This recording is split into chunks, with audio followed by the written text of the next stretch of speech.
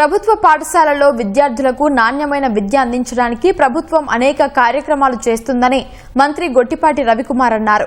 బాపట్ల జిల్లా బల్లికురువ మండలం కొప్పెరపాడు జిల్లా పరిషత్ హైస్కూలులో ఉచిత సైకిళ్ల పంపిణీ కార్యక్రమంలో ఆయన పాల్గొన్నారు.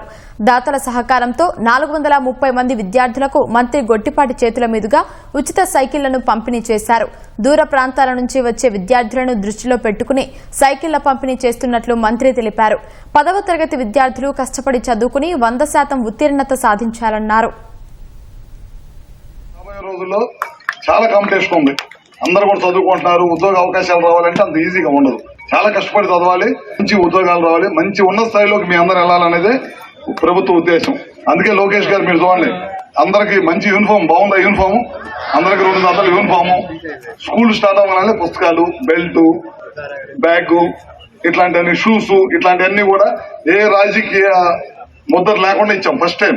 అదే కాకుండా గవర్నమెంట్ స్కూల్ చదువుకునే పిల్లలకి పలానా స్కూల్ టీచర్ లేరు, ఆ సబ్జెక్ట్ వదిలేసే ఉద్దేశం లేకుండా 16,300 ఉపాధ్యాయ పోస్టులు నియమించారు ఈ సంవత్సరం.